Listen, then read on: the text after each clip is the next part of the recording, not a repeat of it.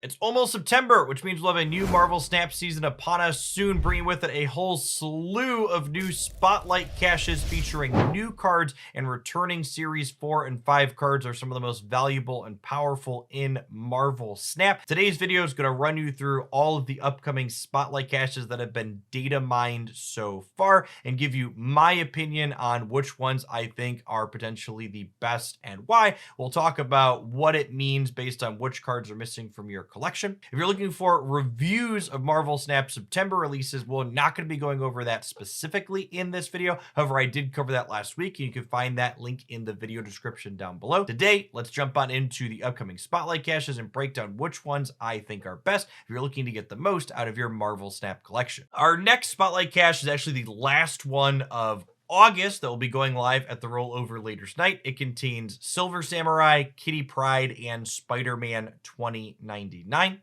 In my personal rating system, I would rate this cache overall a 4. There are 2 Series 5 cards in this cache, Silver Samurai as well as Kitty Pryde. Silver Samurai is a new release that I give an additional point to, and Kitty Pryde is what I would consider to be a format staple. She sees play inside of the Sarah control deck that's very popular, and she's a key card in other more fringe decks, things like Bounce or other collector variations where she's just not really replaceable. If you're someone that enjoys Stature Black Bolt decks, I think Samurai as a new card is going to have a lot of potential inside of those. Of course, we'll have to wait and see exactly how that shakes out after it releases. Spider-Man 2099 doesn't really add a lot of value to this cache, unfortunately. It's only a Series 4 card, and in the current metagame, it just doesn't really see a whole lot of play. Our next Spotlight cache, and the first Spotlight cache for September, contains Jeff the Baby Landshark, Ghost Spider, as well as Null. While this Spotlight cache doesn't contain any new releases for this week, I would still overall give it a rating of 4. Jeff the Baby Landshark and Ghost Spider are both Series 5 cards, and Jeff the Baby Landshark and Null are definitely what I would consider to be format staples. If you're someone that's missing Jeff the Baby Landshark from your collection and Null as well, I think this is a phenomenal week to be opening your Spotlight caches. The number one card I get asked for replacements on in video comments is definitely Jeff the Baby Landshark, because it's just so omnipresent in the game. Well, there's other cards like Nightcrawler, for example, or Silk that come close to what Jeff the Baby Landshark provides. It really is just at least a small cut above all of the rest, and any deck that you're budgeting Jeff in is going to be made some amount worse by doing so. Null, in addition to being a card that sees play in all these destroy decks, really is a pretty unique effect, and it's just not particularly replaceable, and those decks get pretty significantly worse if you try and sub him out for something else. Ghost Spider, while I wouldn't quite consider her a format staple, she's definitely a key card inside of move strategies. If you're interested in playing those to the best of their ability, she's a must-have card for them. Our next Spotlight cache, releasing on September 12th, I think is probably the worst of the upcoming data mined caches for a couple of reasons. It contains Snow Guard, Hitmonkey, and Aloeth. This cache does manage to salvage a 3 rating because it does have 2 Series 5 cards in it, Hitmonkey and Aloeth, and I give an extra point because Aloeth is a new release. That being said, Snow Guard is only Series 4, but it's pretty terrible. It's honestly a card that I expect to get a full redesign at some point, and hey, maybe fingers crossed they redesign it and it could be good in the future. But Hitmonkey, after its most recent nerf to the knee, does still see play inside of the Sarah decks, but even I've dropped it out of Bounce deck, so it's not quite the format staple that it once was.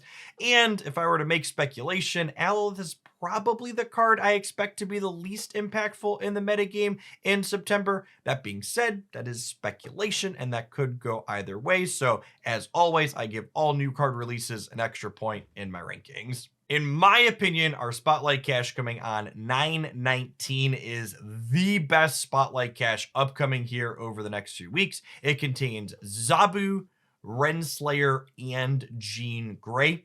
I'm expecting all three of these cards to be pretty playable. If you're someone that's missing Zabu and Jean Grey from your Marvel Snap collection, I think this is a phenomenal week to be opening your caches. Renslayer is only going to be Series 4 as a new card, but I think she's likely to be at least niche playable and will give us some neat things to brew around. Zabu is just an established Series 4 format staple. It is constantly seen play in top decks since it was released, and I expect it to continue to keep doing that in perpetuity. Jean Grey is actually a card that I think is pretty underrated in Marvel Snap in general. When she initially released, the metagame was pretty hostile to her ability with Bounce being a tier 1 deck. However, like I've mentioned a couple times in today's video, the Bounce deck isn't nearly as popular as it once was after Kitty and Hitmonkey both got nerfed. And I think Jean Grey is a really meaningfully disruptive card into a variety of matchups in Marvel Snap right now. And I expect after this Spotlight Cache happens on 9/19, she's going to see more wide play as people incidentally have her in their collections. Our final Spotlight Cache today has a giant asterisk next to it because the data mines currently only have Mobius and Mobius as well as Kang the Conqueror inside of them. This was obviously going to get updated with a third card at some point. As of right now, though, despite Kang being a perpetually Series 5 card, dragging the rating of just these 2 cards up to a 3 for us, it's really just not a good card and doesn't see play anywhere.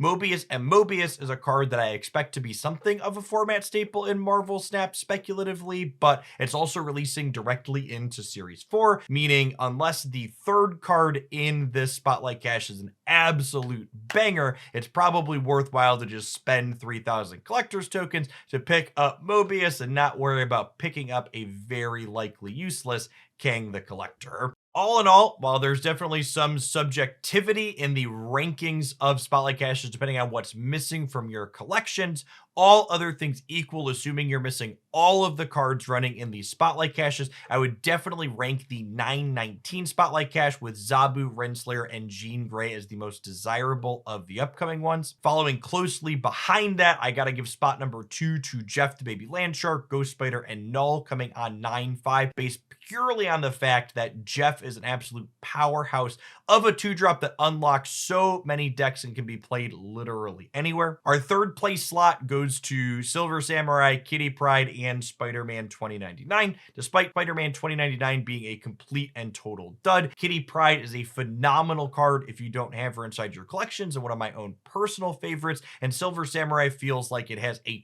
ton of potential as far as new card releases go. At the bottom of the barrel, I'm kind of expecting the Snowguard, Hitmonkey, and Aloeth to be the worst of this grouping, but that's going to depend on what runs with Mobius and Mobius alongside Kang. Either way, I probably would avoid opening Spotlight Caches on both of those weeks unless you really wanted Hitmonkey on the Aloeth week, for example, or you're an absolute masochist who wants to make everyone's Marvel Snap games take longer and you don't have access to Kang just yet. As always, thanks for making it all the way through to the end of the video. If you enjoyed my musings on this topic, I would love for you to snap that like button to help this video reach some more people. I'd also love to know which of these upcoming Spotlight Caches you're going to be saving your most valuable resource for and why. Do any of the Spotlight variants that are coming up have appeal for you? I would love to know which pieces of art tickle your fancy in a comment down below. Hopefully, we'll see you back again tomorrow. Peace, folks.